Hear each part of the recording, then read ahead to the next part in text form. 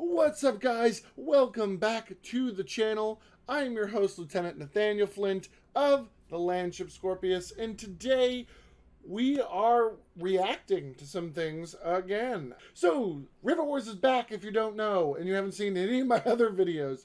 Steamforged Games has acquired the rights, and they're coming back with Rivet Wars Reloaded. This Rivet Wars Reloaded is going to deal with some new things. They are relaunching the old games and stuff to bring back to retail, new, improved, and revamped, as well as the new Nemoan faction. Part of that that has caused a lot of buzz and talk in the community are the new models, so we're just going to react to those today. Super excited. We might also talk about some of the new color schemes and things. I've been asked, which is weird to feel that I've been requested to talk about a subject.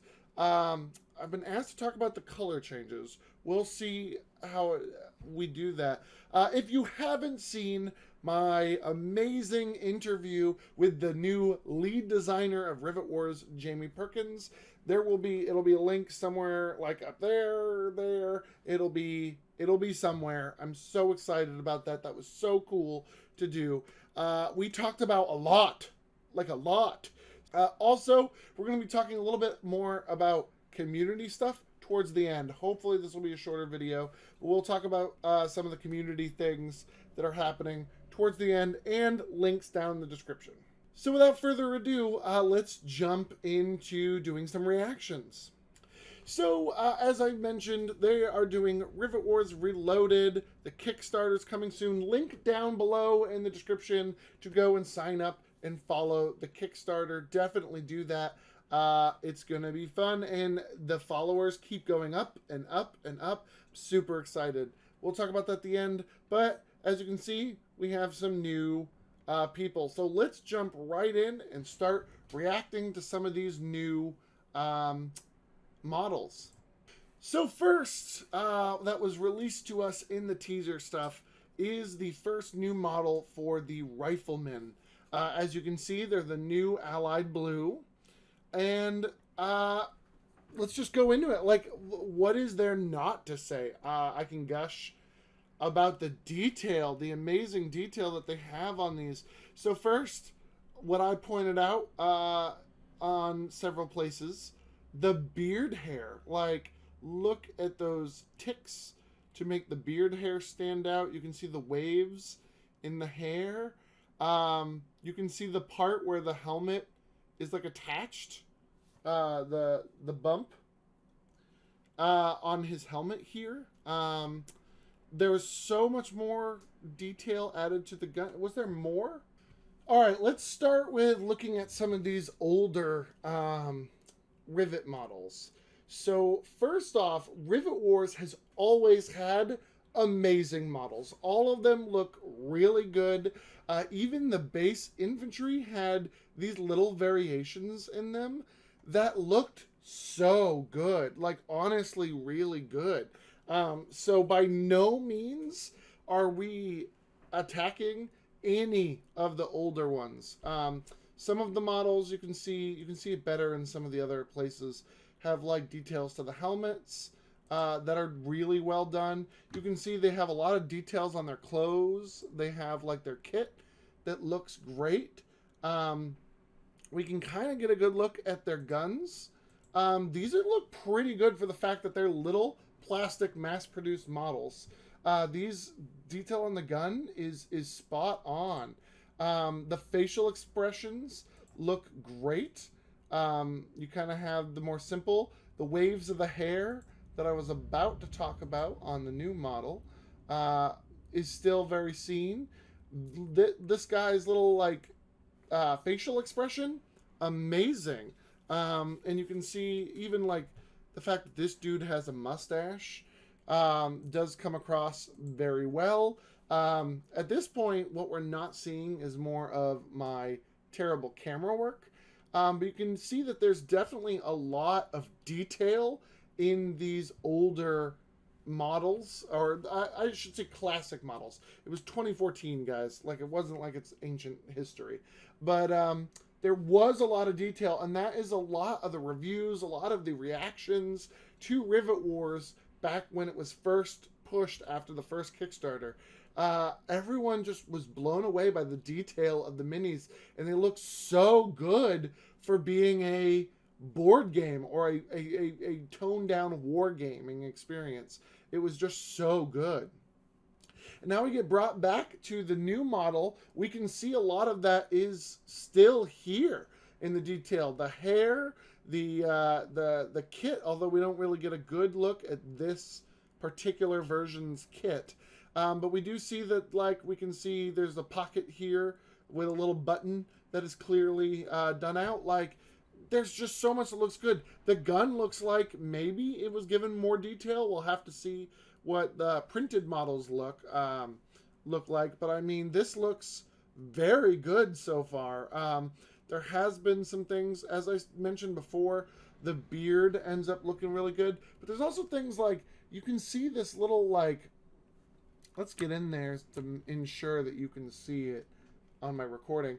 So there's this little, like, lip of the bottom of the eye coming up, combined with the, like, tilting of the eyebrows that gives this glare look, like he's glaring ahead, forged for battle, for war. Like, that little bit of detail, so good. So good. We have, like, the buckle here on the helmet. We have, like, the magazine in the rifle. I mean, it all comes together to work really good. If these are printed this well when they are mass produced, this is going to be very, very impressive, I think, in the long run. Like, this is a very impressive way to do the models, and I feel very good going forward with what we're looking at. And the next thing is the Blight unit that was released. We see them in the Blight Red now. And again, it's the same thing with what I just talked about. The helmet has a beautiful design to it. You can see the Piccolaba looks just really good. We can see, like, the buttons on the coat, his kit, like his belt going around his greatcoat here with the pouches. We can see, like, that lip of the eye coming up with the furrowing of the brows to give that glaring look. We can see the sideburns have great detail, the hair, but also, like, the amazingness of this little mustache she's got going on. It's just so good. There's so little to go off of, and yet there's so much to see. It is done so well.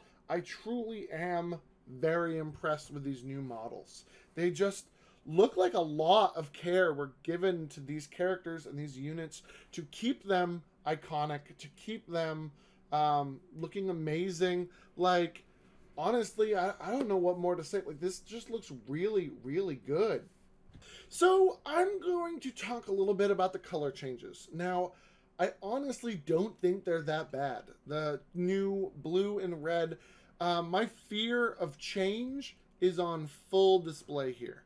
But a lot of people have almost seemed incensed, like very offended that they're changing the colors from red, from olive and gray to red and blue. I'm going to say a few things. I'm gonna defend it a little bit. So first off, I will do the negatives. I will say that it doesn't seem like that big of a change. A lot of the forward thing from Steamforged Games has been, it's not that big of a deal. We're trying to make it more colorful, and it's just a slight change.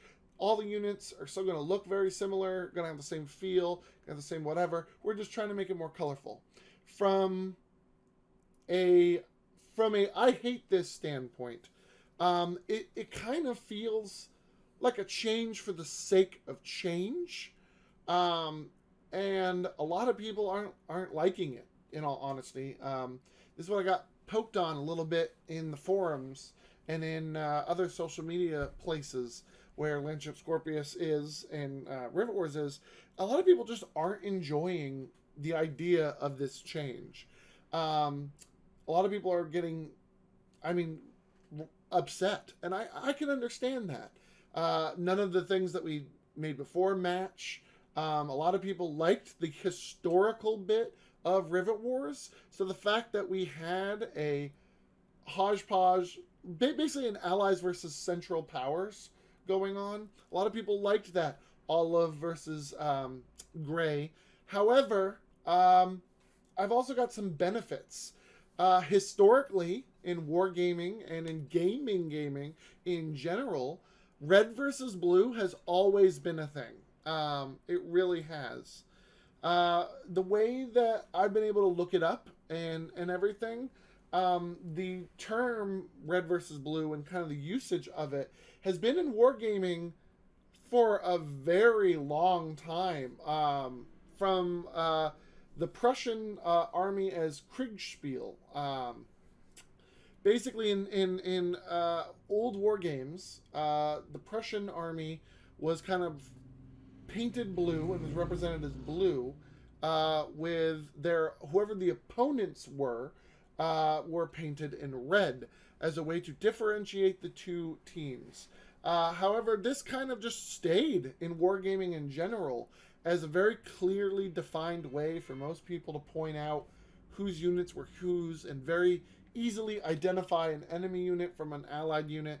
It just became red versus blue. And this carried on into video games. Video games rose to prominence in the heat of and after the Cold War, where a lot of these coded or just straight up video games were the USSR versus the Americas.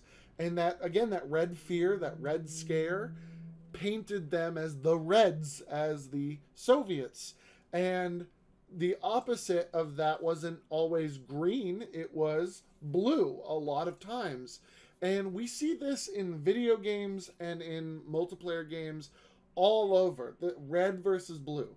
There's a push now for colorblind people to push more. What is it? I think it's a yellow and a teal or something like that. There's a different color spectrum that is being pushed to really help people with color blindness, because sometimes the red and blue kind of doesn't mix as well, or I should say that it's red blues with shadows and other colors all kind of mixed in. Kind of everything kind of becomes a little gross. However, it is a very high contrast between red armies and blue armies. They're easily identifiable. What we're seeing a lot in the board game, wargaming market right now are a lot of grays and whites and things of that nature, again, to help painters with painting of the miniatures.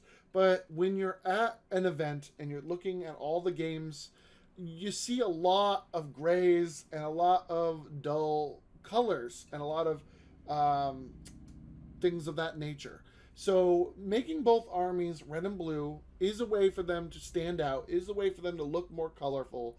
It kind of invokes kind of what Ted Terranova was doing. I mean, why does Rivet Wars look the way it does? Ted Terranova was trying to emulate the Green Army Men toys, like very distinctly.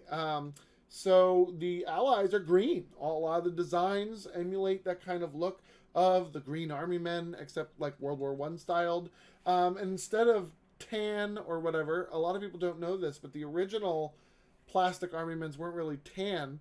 They were a gray. So it kind of offsets that to make them this kind of gray, whatever, like to emulate those old toys of the Green Army Man run of toys. So it makes sense that they kind of had that as an homage, but the new style of it, the new making it of more colorful, the red versus blue, makes sense in a lot of ways. It could be debatable. It could be very minor. In the end, I don't think it's that big of a deal, and I honestly understand where people are coming from, but that doesn't make it right or the end all be all. I get it. It's just, I think these are fine too. And I think once we get to see the designs, we get to see it all out in front of us, it will be fine. It's a little annoying to people who don't paint their minis, but as I've seen some other people say, a lot of people who get really into this do end up painting their minis in some form, and they're not going to be that bothered by just needing to paint up their minis real quick. It might give you a reason to get an airbrush and just airbrush them gray, airbrush them green, and just feel better about having your armies back to that color. All right. Enough of that. Why don't we get right back in to talking about it? So, in my interview with Jamie Perkins, we talked about the new Alliesand Blight plugs that are coming out. So excited. So why don't we talk about them? And we'll talk about this one. Oh my God, so good. As I was talking about the model review, I mean, it looks so good. Look at the detail. So her hair is just good. Like, all the hair is looking really good. But I mean, even the whole kit here, the braided wire going around. So this looks like a microphone that's attached in the front and then braiding back to probably a backpack is what we're seeing back here. We also have a little control panel here for the radio. And then it all comes back around to this receiver or amplifier. It just looks fantastic. It looks great. This is a great design. I mean, it's got the sides here of the headphones that you can see very clearly. It just, all these little bits and bobs. Like, again, if they can really get this kind of articulation on the mass-produced models, they look so good. They just look so good. I'm so excited. A+. I mean, A+. And here's a guy. He's the Allied Plug who was released. He's got a little, like, rocket launcher on his back, a little bazooka. I mean, what more can I say in the detail? So, I mean, we go, like, his beanie hat here, or whatever this is coming down. It might be, like, a skull cap, like a metal skull cap, that they kind of did. But it looks like a woven beanie there. Eyebrows are on fleek. Very good. But, I mean, even down to, you can see the wrinkles of the eyes here on the side of where he's like scrunching them down and like yelling. You can see the teeth articulated in here, and then his just one tooth sticking out. I mean, it's hilarious. His wrappings on his hands look great. If you blink and you'll miss it, his grenades here spell out BOMB, bomb. Like, that is amazing detail there. It's hilarious. Very unique. Like, no one on the Allies looks like him. He's not a clone or copy. He definitely kind of gives this. So he'll be a plug. So he's like this roided out, can't wait to get in the fight guy with a bazooka on his back. So, I mean, he's going to help fight anti-armor. He's definitely ready to, like, just ride a tank into battle. I mean, the design is just so good. It's just truly really good. I'm so excited to see this. I really don't know what else to say. I'm very excited to see what their stats are. Like, I want to know more about this person. I want to know more about the person in the last one, the Blight Plug. Like, they're just so unique and so well designed. I love it. I truly, truly love it. And how could I discuss the new Rivet Wars without talking about the new faction, the Nemoans? And there is just so much to discuss with this model that we're seeing. Like, look at this design. It's so good. It immediately evokes monowheel sentiment, like the rockets. Like it just looks so good. It just makes me so excited to see more. Like, to see more of what they're gonna share and post. So let's just talk about the biggest and work smallest. The helmet looks great. They've got this conquistador look, or this very old-timey, like, firefighter helmet look. It's very unique to the other factions. It looks so great. In my old video, I think I called it an Adrian helmet. I don't think, looking closer at the Adrian helms and what they are, I really don't think that's the vibe I'm getting. But these are definitely like conquistador helmets or something. They'll just look so good. You can see this little drill icon. I've seen that on the mystery Nemoan that we saw for a little bit, and some other things. And I think that's just going to be their, like, unit or their faction marker is like a little drill. I love that as the Landship Scorpius. Like, obviously I love that. It just looks so good. They've got the rivets around the goggles. I mean, this one's wearing a face mask, like one of the steampunk, like, leather masks. So, I mean, we've got the rivets here. His little armor. You can see the details in the boot. You can see the coils of this coil gun in the back. And it's kind of done up. I mean, it just, it looks so good. The articulation of the treads, but also just in here. Like, look at all this. Look at all this. Look at all the rivets and the bumps going through. There's just so much for your eyes to look at and eat up in this image. There's just so much. It looks so good. It really looks so good. Honestly. Honestly, so excited. I'm really liking the look of this. I really can't wait until we can see more of both factions, but also just any of them. I would really love to just do a deep dive into the new infantry for the Nemoans. I really just want to know. I want to look. I cannot wait to get them in my hands. This is just so cool. So cool. Absolutely cool.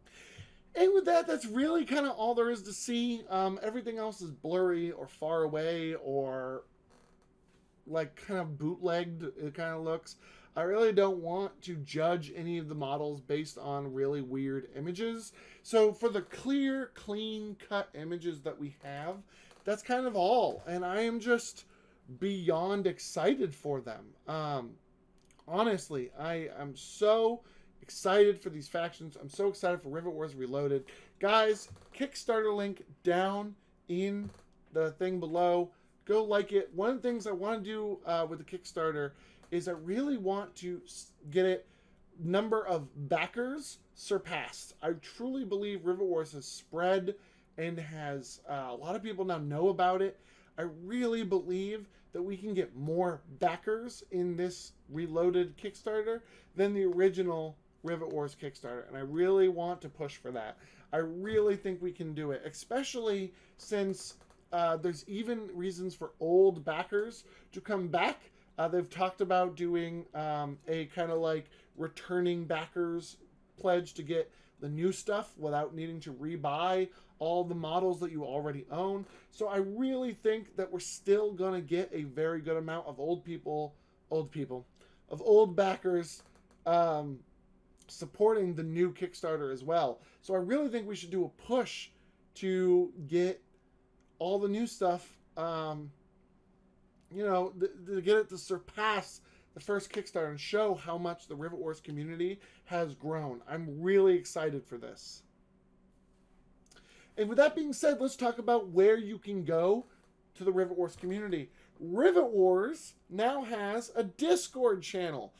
Dakar from the forums worked really, really hard to develop and get ready a Discord channel for everyone. Link down below. It'll be down below. You can also find it on all the Rivet Wars things we're going to talk about today because it's been shared to high heaven. It's really cool. Just go on, read the rules, and then give a thumbs up that you read the rules, and you will be automatically assigned the Riveteer role so you can participate in the Discord. Definitely go and give it a shot. Rivet Wars fans from all over are going to be talking and hanging out there. It's going to be super fun. There isn't really much more to say about that. Also, the new Rivet Wars Facebook channel has been pretty active. It's been so great to see so many people from all over Facebook and all over the internet kind of come together in one place. Also, the creators of the game run the Facebook group, so they've been there seeing what we say, making note of people's feelings on different things. So, I mean, go on there, get involved in a polite discussion about Rivet Wars Reloaded. Also, I need to point out all the oldies but goodies. The Rivet Wars subreddit, which can also be found in the links below. The Boardgame Geek forum just had a Rivet Wars Reloaded page open up, and with that page, a forum. So we are kind of moving things from Eastern Front to the new Rivet Wars Reloaded forum to talk about Rivet Wars. So definitely go and check that out. It's super cool. And this is where Rivet Wars is now. We are on the Board Game Geek forums. We are on Discord. We're on a Facebook group. We're on a subreddit. We are spread to high heavens, but we are alive and well. It's been amazing to watch the community come back and get back into the fight. It's been so great to see old faces again. It's so great to see all the new faces who, like me, have gotten into Rivet Wars and gotten involved after the Kickstarter launch and have just been in love with the game since. It's been so nice to hear your nice words about the interview I did, but also about my content that I've done about Rivet Wars that, I mean, is old and I have kind of stopped doing when we lost all this interest. It's been so nice to hear that those videos meant a lot to people, and I'm glad they did, and I'm going to basically start them up again. I'm going to be trying to move forward, and I'm considering redoing old videos as well as pushing forward with new ones. I'm super excited to be covering this Kickstarter, and I'm super excited to be sharing that process with you guys. Honestly, can't say it enough. Go like Steamforged Games on all the places, Twitter, Facebook, all these places. They are going to be the first place we hear Rivet Wars news, is directly from the source, Steamforged Games. Also, all of Rivet Wars socials are alive again. So their Facebook page is posting, their Twitter, their Instagram. Go and make sure to support those as well. They also have a YouTube channel that hasn't posted anything yet, but I mean, all the other places are done. As soon as they have a video to show us, I'm sure it will appear on the Rivet Wars YouTube channel. So go and give them some love as well. And I want to keep this video as short as possible, so I will be leaving this here. Thank you guys so much for watching. Like the video and share it. It will help us find our audience. Also, be sure to subscribe to Landshift Scorpius for more Rivet Wars content, but I'm also a steampunk/dieselpunk YouTube channel. I will be covering steampunk/dieselpunk content. I recently watched Triple R, and we'll be doing some type of video on Triple R because that movie was crazy and great. And I will see you guys on Rivet Wars content, on their community, in their comment section, and of course on the new Discord. Links down below for everything I've talked about, and I will see you guys in the next video. Bye-bye!